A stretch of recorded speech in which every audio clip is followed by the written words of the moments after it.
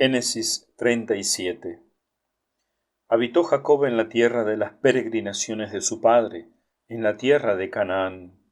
He aquí la historia de Jacob. Cuando José tenía 17 años, apacentaba con sus hermanos los rebaños, y por ser todavía joven, estaba con los hijos de Bilhá y los hijos de Silfá, mujeres de su padre.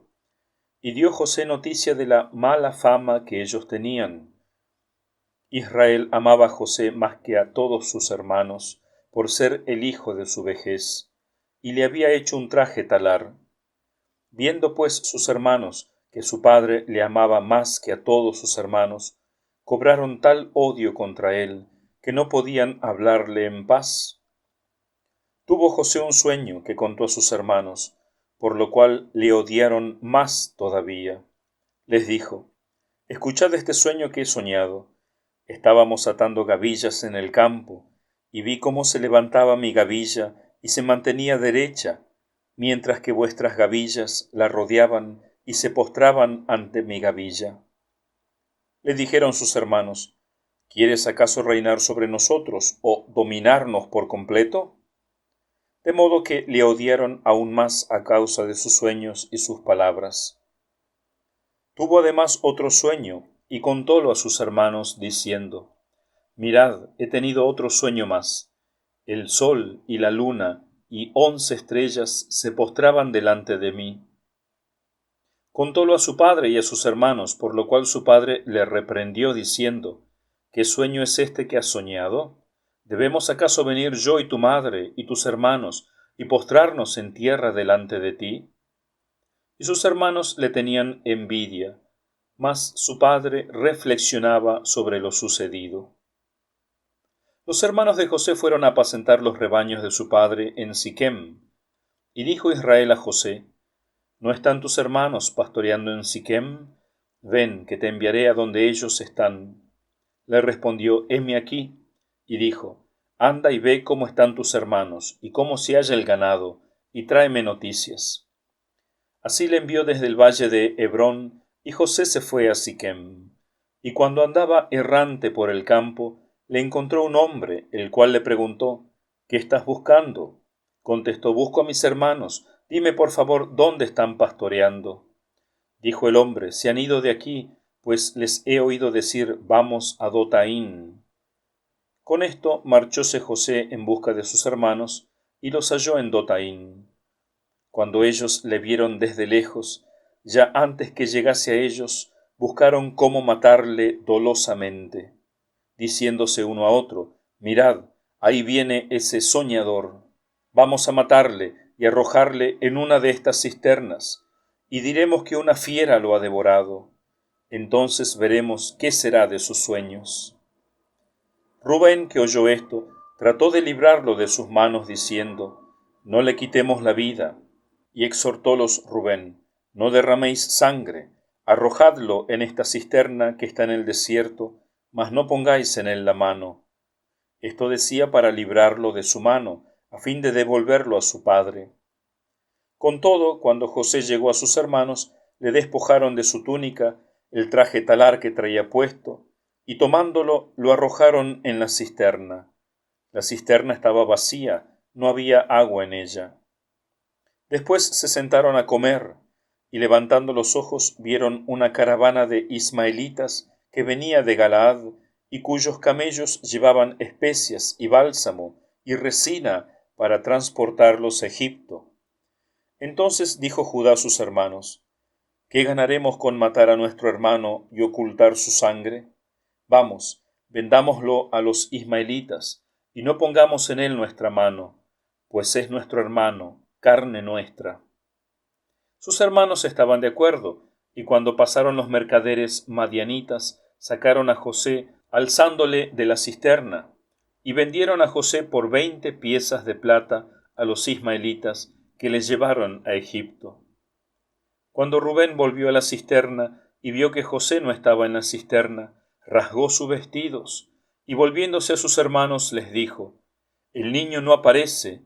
Ahora, ¿a dónde voy yo? Mas ellos, tomando la túnica de José, degollaron un macho cabrío, empaparon la túnica en la sangre, y enviaron el traje talar a su padre diciendo: Esto hemos hallado, comprueba pues si es o no la túnica de tu hijo. Y él la reconoció y dijo: Es la túnica de mi hijo, una fiera lo ha devorado, despedazado, despedazado ha sido José. Y rasgó Jacob sus vestidos, puso un saco sobre sus lomos, e hizo duelo por su hijo muchos días. Todos sus hijos y todas sus hijas vinieron a consolarle, mas él no quiso ser consolado, sino que dijo: Por tristeza bajaré a donde está mi hijo, al Sheol. Así lo lloró su padre. Los madianitas le vendieron en Egipto a Putifar, eunuco del faraón, jefe de la guardia. Palabra de Dios, te alabamos, Señor. Comentario. Continúa ahora la historia de Jacob y sus hijos, y se va a centrar esta historia en el penúltimo hijo de Jacob, en José. Y a través de él, el Espíritu Santo nos va a dar una figura de Jesucristo. Cuando uno estudia científicamente la Biblia, se estudian al principio 4 tratados, y uno de esos tratados es el Tratado de Hermenéutica, que está también subdividido en varios temas. Uno de ellos es la noemática, que estudia los sentidos de la Sagrada Escritura, porque un texto puede tener varios sentidos. Además del sentido literal, del sentido propio del texto, puede tener otros sentidos espirituales, que pueden ser el sentido típico, el sentido moral o el sentido anagógico. Y el sentido típico es cuando el Antiguo Testamento es figura del Nuevo Testamento, cuando el Antiguo ya nos prepara al Nuevo Testamento. Como dice Santo Tomás de Aquino, todo el pueblo de Israel fue profético y figurativo de lo que sería la vida de Cristo, de Él como cabeza o de su cuerpo, que es la Iglesia. Entonces, esta historia de José, además de su sentido literal propio, tiene un sentido típico, o sea, es figura de Jesucristo. Por ejemplo, es figura de Jesucristo en cuanto Jacob lo amaba a José más que a todos sus hermanos. Así también Jesucristo es el Hijo amado del Padre. Ahora, ¿por qué Jacob amaba más a José? Algunos estudiosos dicen que no debió amar con preferencia a José, tendría que haberlos amado a todos por igual, y por eso Dios lo castigó haciendo que le quitasen a su hijo amado. Bueno, estos estudiosos que opinan así se habrán graduado con libros de psicología extraterrestre, me imagino, porque es lícito que un padre, una madre, ame más a un hijo que a otro, con un amor preferencial, siempre y cuando no haya injusticias a los otros. No significa que amando más a uno, no ame a los demás. Además hay que considerar por qué Jacob lo amaba más, como dice la Escritura, porque era el hijo de su vejez. Fue el último hijo que él tuvo mientras estaba en la casa de su suegro, antes de liberarse. Significaba muchísimo para él. No sabía que después Dios le iba a mandar un último hijo más, que fue Benjamín. Pero además seguramente lo amaba porque su hijo era sabio, era prudente, como lo va a demostrar en los próximos capítulos, y sus hermanos no. Sus hermanos vivían en el pecado, como hemos escuchado ya el pecado de varios de estos hermanos. Entonces José no participaba en sus fechorías. Los hermanos, en vez de sentir envidia, también hubiesen amado a José por ser el mejor de ellos. Así tiene que ser en toda familia. Todos tienen que amarse, y de modo especial es más amado el que es más virtuoso, el que es más santo. Aunque también a veces los padres aman de un modo preferencial a aquellos que son más débiles, etc. Incluso José era tan honesto que no participaba de las fechorías de sus hermanos, sino que llevaba noticia a su padre, no ocultaba, no era cómplice del mal, como escuchamos en los primeros versículos, que dio noticia de su mala fama, dice. Santo Tomás piensa que tal vez podría haber sido el pecado de sodomía que cometían los hermanos o el pecado de bestialidad. Sin duda no eran cosas nada buenas y por eso sus hermanos lo odiaban más, porque sus crímenes salían a la luz. El texto hebreo que hemos leído dicen que Jacob le regaló a su hijo un traje talar, o sea que llegaba hasta los talones, que cubría los talones. Pero hay otras versiones antiguas, por ejemplo la Vulgata, que dicen que se trataba de una túnica de varios colores. Y de hecho a las naciones de Oriente les encanta, se deleitan con atuendos llamativos. José va a tener sueños proféticos enviados por Dios, y los va a contar a sus hermanos. Él estaba seguro que venían de Dios, de lo contrario no los hubiera contado, porque como veremos más adelante, por ejemplo en el libro del Deuteronomio, está castigado el adivinar los sueños. Hay gente que se gana la vida así. Los adivinos que interpretan supuestamente nuestros sueños cometen un gran pecado que está condenado como superstición en Deuteronomio 18:10. O el que atiende a sus sueños pensando que es un mensaje divino, como dice el Eclesiástico, capítulo 34, versículos 2 y 3, que uno sueña lo que uno tiene en la mente o en el corazón, que no hay que prestarle atención. ¿Cuáles son estos sueños? Uno es el sueño de la gavilla. Aunque probablemente José no sabía lo que significaba este sueño, ya previó admirablemente la hambruna que iba a haber en todo el mundo, que llevaría a sus hermanos a buscar trigo, a buscar comida para los animales y para ellos, y adorarlo de algún modo en Egipto. Por eso las gavillas inclinándose en adoración ante él. El otro sueño del sol, la luna y las estrellas que representan a su familia. Jacob, que también había escuchado este sueño, le llama la atención sobre la incoherencia de este sueño, tal vez para salvarlo de la envidia de sus hermanos, o tal vez porque en la luna, en la cual él veía significada a Raquel su esposa, ya estaba muerta, a menos que este sueño sucediera antes de la muerte de Raquel. Otros piensan que la luna se refería a Bilhá. Sin embargo, lo más importante es lo que observa San Agustín, que esto nunca se verificó literalmente en José, pero sí en Jesucristo. Jacob, en vez de burlarse o cobrarle envidia a su hijo, reflexiona, dice la Escritura, que reflexiona sobre lo sucedido, lo mismo que hará la Virgen en el Nuevo Testamento ante el comportamiento de su hijo. Ella meditaba en su corazón, buscando de entender.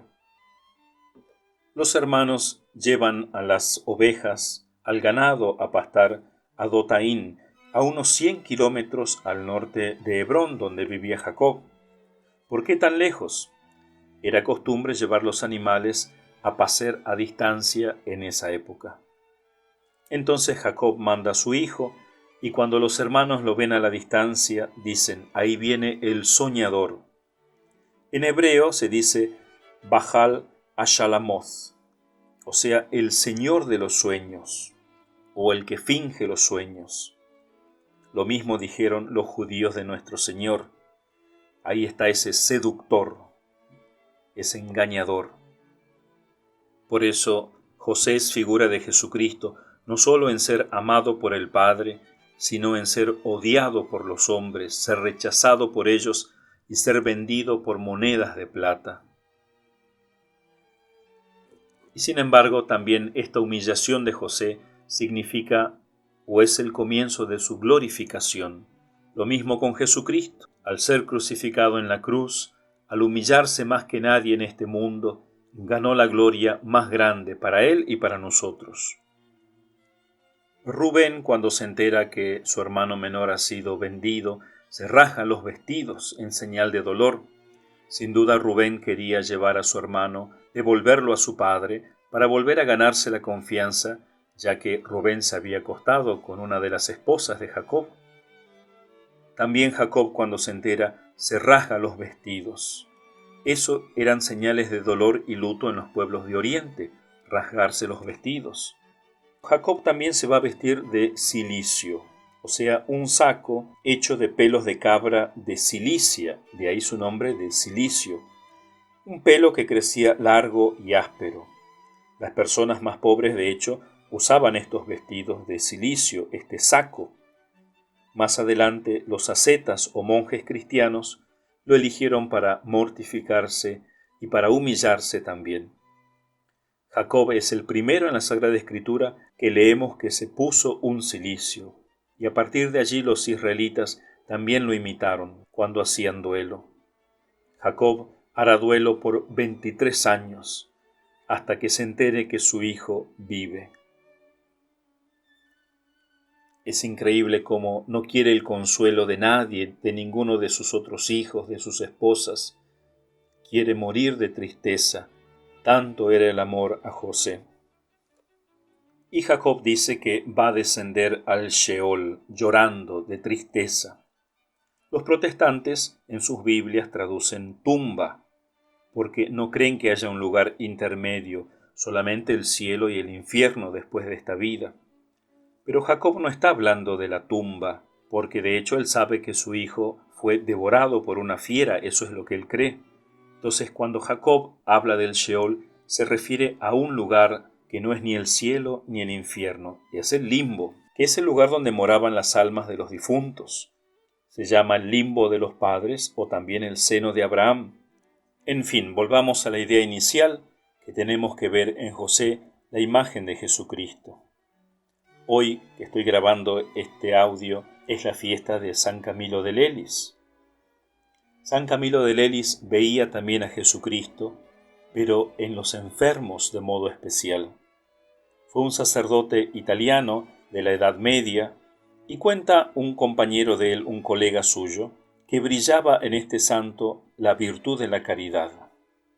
Dice así: y así afirmo que nuestro santo estaba inflamado en el fuego de esta santa virtud, no sólo caridad para con Dios, sino también para con el prójimo, en especial para con los enfermos.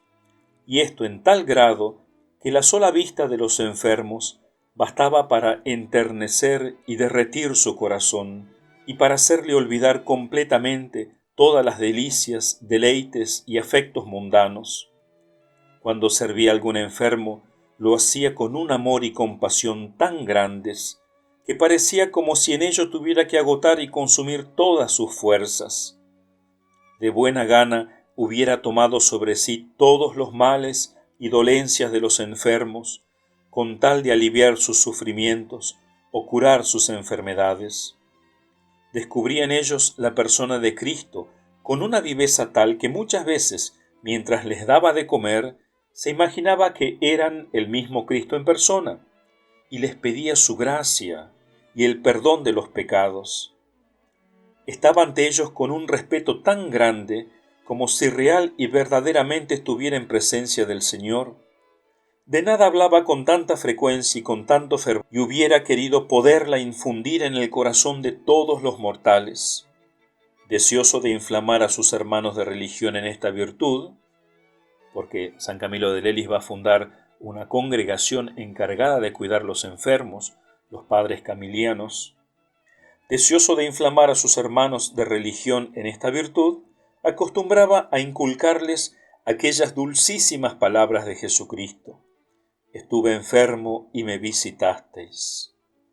Estas palabras parecía tenerlas realmente esculpidas en su corazón. Tanta era la frecuencia con que las decía y repetía. La caridad de Camilo era tan grande y tan amplia que tenían cabida en sus entrañas de piedad y benevolencia no sólo los enfermos y moribundos, sino toda clase de pobres y desventurados. Finalmente, era tan grande la piedad de su corazón para con los necesitados que solía decir: si no se hallaran pobres en el mundo, habría que dedicarse a buscarlos y sacarlos de bajo tierra para ayudarlos y practicar con ellos la misericordia. También nosotros veamos a Jesucristo en todas las cosas, especialmente en la Sagrada Escritura. Busquemos la imagen de Jesucristo que siempre el Espíritu Santo nos va a presentar de un modo o de otro para que nos enamoremos de Él y de modo especial veamos la imagen de Jesucristo en nuestro prójimo, en todos y más particularmente en aquellos que sufren.